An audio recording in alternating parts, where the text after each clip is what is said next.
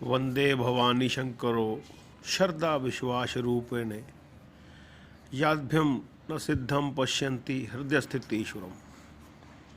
भक्तों, आज हम बात करने जा रहे हैं कि ये मनुष्य किस तरह से पाप की तरफ अग्रसर होता है। देखो, ऐसा है, ये जीव चराचर जगत ईश्वर ने ही धारण कर रखा है।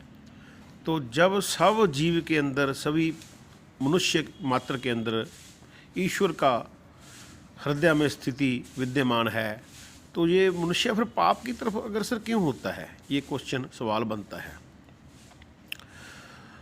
तो देखो, आप अगर इसका चिंतन करें तो सबसे सिंपल और सरल जवाब तो इसका है इच्छा। इच्छा ही जो है मनुष्य को पाप की तरफ ले जाती है। अब ये किस तरह ले जाती है, अगर इसको थोड़ा समझना चाहें, जो स्थिति वर्तमान में है उससे इतर चाहना ही इच्छा है। जब आदमी अपने जीवन से कुछ ज़्यादा चाहता है या जल्दी चाहता है तो वो उसको कुछ शॉर्टकट्स अपनाता है। वो शॉर्टकट्स में जो है, जिसको आप कहें, या जीवन से वो जीवन को ज़्यादा जीना चाहता है या जल्दी जीना चाहता है, तो वो जो है उसके लिए कुछ, जिसको आप ईश्वरीय दृष्टि में जायज़ ना कहें तो उसको आप पाप कह देंगे। पाप वो इस विषय में है कि वो चीज़ें उसको बांध लेती हैं, जो चीज़ें जिसको तमस और राजस अगर आप कहें, सात्विक तो पथ ईश्वर का पथ है, तामसिक और राजस पथ जो है ये इसको आसुरी संपदा कह सकते हैं। आसुरी संपदा जो है मनुष्य को बांध लेती है। तो वो जो है शॉर्टकट्स को आप आसुरी संपदा कह लें।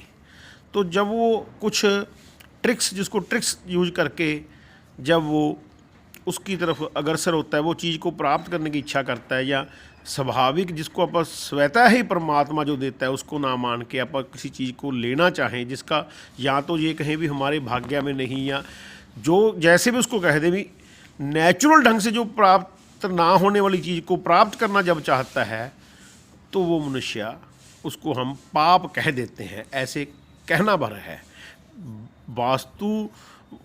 वास्तविकता ये है कि ये पाप पुण्य यहाँ इस धरती पे कोई नहीं है।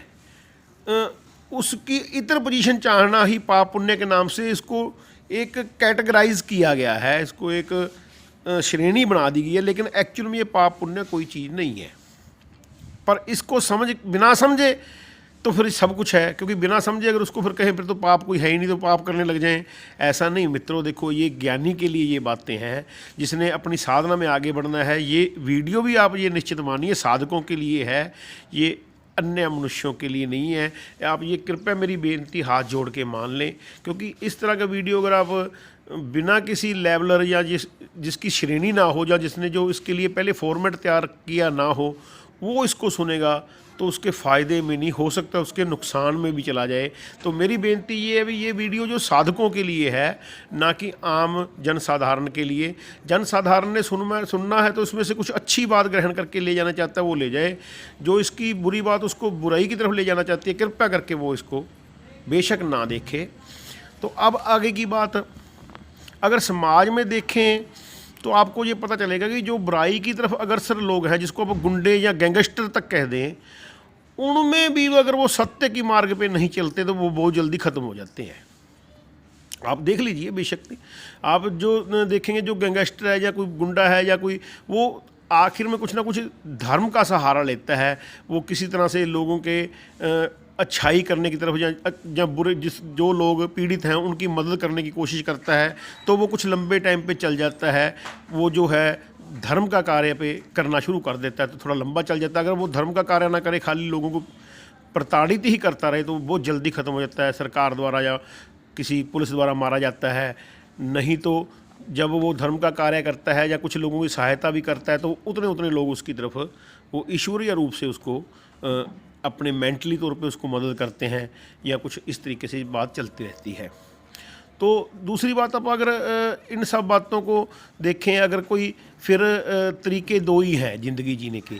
एक तरीका तो है नेगेटिविटी का, जल्दी पाने का, तो उसकी मार्फत से भी संकल्प, अगर इच्छा तगड़ी है और अगर वो लगा हुआ है, जैसे रावण और राम में अगर आप कहें तो उसकी जो तरीका ही गलत है, लेकिन वो अंत में तो वो राम को ही प्राप्त होता है। उसी तरीके से दोस्तों एक सात्विक लाइन पे चलने वाला आदमी है, राम की तरह चलने वाला आदमी है, वो सारा जीवन भी उसको आनंद रहता है और जो उसकी अंत है वो भी उसका परमात्मा में ही विलीनता उसकी होती है। इसी तरीके से जो नेगेटिव वाला आदमी है वो भी अंत में जो है, अंत में उसके पास अच्छी चीज़ें होती हैं, संकल्प शक्ति उसकी तगड़ी होती है, तो वो अपना नेगेटिविटी करता करता भी आखिर में जो है वो उसको छोड़ना, तो सब कुछ छोड़ना ही पड़ता है यहाँ पे। तो बेसिकली करना फिर क्या चाहिए? करना तो मित्रों ये चाहिए कि परहित सरस धर्म नहीं भाई, पर पीड़ा सम नहीं अधमाई। ये तुलसीदास जी का वाक्य है।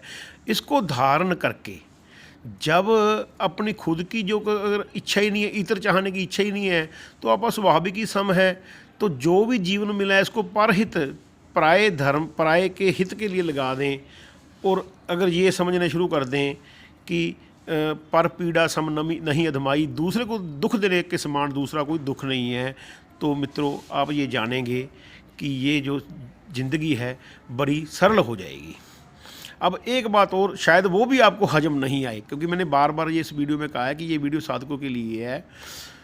मैं एक बात आपको कहना चाहता हूँ भी, कोई भी आदमी पाप की तरफ जाना नहीं चाहता और सब आदमी अच्छे हैं, क्योंकि सब में हृदय में परमात्मा विराजमान, अच्छे तो हो गए, सत्य विराजमान है, तो कोई आदमी पाप की तरफ जाना नहीं चाहता। आपकी कहेंगे कि ये क्या बात हुई? तो भक्तों ये जो बात ऐसी है कि हमेशा आदमी पाप करता कब है? आदमी पाप तब करता है दोस्तों जब खुद को ईश्वर नहीं मानता। ये बातें आप लम्बा प्रैक्टिकल करने के बाद मेरी माने। अभी आपको ये ऐसे ही मान लें भी ये कह रहा है ठीक ही कह रहा होगा। अभी आपको थोड़ा प्रैक्टिकल उदाहरण देने की कोशिश करता हूँ, शायद बढ़िया लगे आपको। जब आदमी दो तरीके से मानता है, जब खुद को भगवान नहीं मानता तभी पाप करता है। ये बात आपको शायद अभी हजम नहीं आए, लेकिन ये सत्य है। जब वो ये मानता है भी मैं भगवान नहीं, उससे अलग हूँ, तो वो चीज़ को चाहने की जब इच्छा करता है तो उसका तरीका जो अपनाता है वो खुद को एक आकार में बांध के दुनिया से वो कुछ चाहता है, तब वो शॉर्टकट बनाता है। लेकिन साथ ही साथ एक बात वो और मानता है भी ये दुनिया में भी कोई ये सामने वाला जो दूसरा प्रश्न है उसमें भी भगवान नहीं है। तो वो बिना भगवान की दुनिया मान के जब करता है, कोई भी काम करता है, तो तब वो पाप से बंध जाता है और वो खुद को करने वाला और दूसरे को भोगने वाला मानता है और अपने दुख और सुख का कारण सामने वाले को मानता है। ये एक बेसिक सत्य है। ये हो सकता है इसी वीडियो में आपको ये मैं उदाहरण देके ना समझा पाऊँ, तो धीरे धीरे जैसे अगर आप इसमें क्वेश्चन करेंगे तो जैसे जैसे मेरे अंदर जो सत्य है वो खुद ही अपने आप को प्रकट कर देगा। मैं आपको ये वायदा इसी वीडियो में तो नहीं करता आपको, लेकिन ये सत्य है। क्या करता है वो आदमी जब खुद को मानता है भगवान मैं नहीं, वो उससे अलग मानता है भी, भगवान से छुप के कार्य करना चाहता है वो, जबकि ये संभव नहीं है। वो भगवान से छुप के अपना मकसद हल करना चाहता है। वो उससे छुप के जो है, जैसे आप लगा लें कोई अधर्म करता है, जैसे कोई समाज में ये चाहता है भी ये समाज में डोमिनेशन करना चाहता है, अपने फ़र्ज करो एक जाति, कोई जाति के तौर पे वो दूसरी जाति में डोमिनेट करना चाहता है, तो खुद को मानता है भी मैं भगवान नहीं, और भगवान से छुप के करना चाहता है कि ऐसे कार्य कर दूं तो ये जाति पीछे रह जाएगी, मैं आगे निकल जाऊंगा, मेरी जाति आगे निकल जाएगी और हम इस तरह ये इस स्टेट पे, प्रदेश में राज कर लेंगे। ये बिल्कुल सत्य है। लेकिन वो साथ साथ ये भी मानता है भी सामने वाले में भी भगवान नहीं है। अब इसके विपरीत जो आदमी पहले सब में परमात्मा देखता है, फिर उसको ये भी पता लग जाता है भी सब में परमात्मा, तो इससे मैं कैसे अन्याय करूं, तो फिर उसको ये भी पता लग जाता है खुद मैं भी परमात्मा हूं।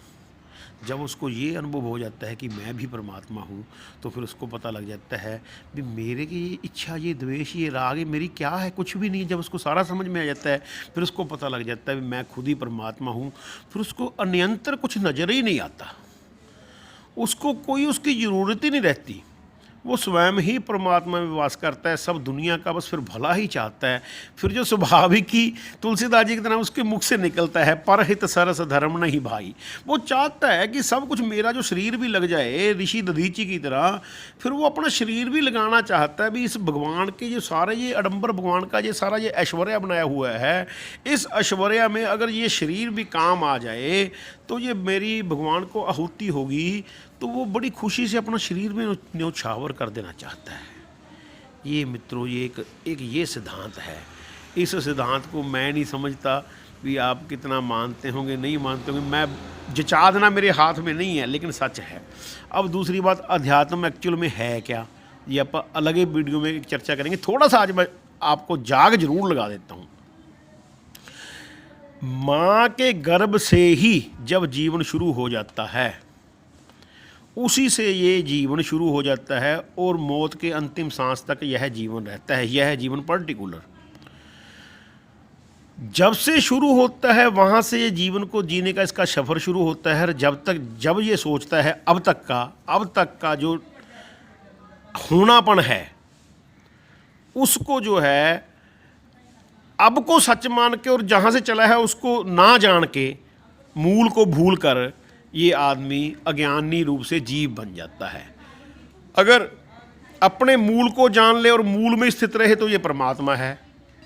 अब अगर यही इसी पल को सत्य माने तो ये जीव है। अगर दोनों को जान के बैलेंस करके जीवन जीना चाहे तो ये लाइफ है, ये जीवन है। उसको दोनों को देखता है, अपने बीच में ये घटित हो रहा है। और जिस तरह से वो मुक्त होकर जीना चाहे या जीव बन के रहना चाहे या परमात्मा भक्ति रूप में जीना चाहिए, उसकी मर्जी पे है। तो यानी कि यही अध्यात्म है, इसको पूरी तरीके से जानना ही अध्यात्म है। उसी को कबीर ने क्या कहा है, हद कहूँ तो है नहीं, अनहद हूँ मर जाए, हद अनहद के बीच में कबीरा रहा समाए। तो हद और अनहद, तो यानी कि उसके बैलेंस करके उसको जीवन को जीना चाहे तो उसकी तो वो भी मर्जी है। और अगर मूल को पकड़ के मूल में ही रहना चाहिए तो पूरे आनंद में रहेगा, कोई शक नहीं है इसमें, उसको कुछ नहीं चाहिए। तो लेकिन वो फिर एक जैसे समाज के लिए वो एक पागल होगा, उसको कुछ पता नहीं, उससे समाज की उससे बिल्कुल स्थिति विपरीत होगी। उसका समाज से उसको कुछ नहीं लेना, समाज ने उससे कुछ नहीं लेना, क्योंकि समाज के लिए वो एक पागल है। लेकिन अगर वो जीव रूपी जीना चाहे तो सब संसार में रहता है, ठीक है, दृष्टि परमात्मा पर रखे, यहाँ संसार में जिए तो भी कोई बात नहीं। फिर वो परमात्मा है, अंदर से परमात्मा में निवास करता है, जीता संसार में है। लेकिन एक स्थिति इसके बीच में है, कबीर साहब जी कहने वाली कि हद अनहद के बीच में रहा कबीरा समाए, कबीरा रहा। तो यानी मेन मतलब उसका ये है भी वो मूल को तो भूलता नहीं, और इसकी जो स्थिति वर्तमान की स्थिति को है वो अनित्य समझ के इसको जीता रहता है। दोनों को बैलेंस करके वो संसार में जीता रहता है, लेकिन उसकी स्थिति परमात्मा ही रहती है। इस स्थिति से वो जो ब्रह्म ज्ञानी है, साधको भक्तो, वो उस स्थिति में वो जीता रहता है, लगातार चलता रहता है जब तक उसका ये जीवन रहता है। हाँ, ये ठीक है, वो बिल्कुल प्रकृति पे भी आश्रित हो सकता है, जिससे कि समाज में उसको जैसे बाहर मिट्टी में पड़ा है या गंदी जगह पे भी पड़ा है, उसको गंद सही कुछ नहीं लगता, वो परमात्मा में ही स्थित रहता है। अब मेरे को तो इस बात का पता नहीं, इस वीडियो को आपको कितना फ़ायदा होना है। मैं तो इसको उस पर ईश्वर को ही समर्पित करता हूँ। कृपया जो साधक हैं वो इससे अपने अपने योग्य, अपने परमात्मा को नमन करके इस वीडियो को देख के जो लाभ लेना चाहें, पर भगवान को बेनती करके लें, ताकि इसका अनंतर या अन्यथा वो इसका कोई गलत इस्तेमाल उनको ना हो जाए। तो ये परमात्मा को पहले प्रणाम करके इस वीडियो को देख के लें, मेरी यही बेनती है। ये आपकी साधना में आपका वीडियो सहायक हो, आपकी साधना सफल हो, यही भगवान से मेरी प्रार्थना है। धन्यवाद। सत्य सनातन धर्म की जय।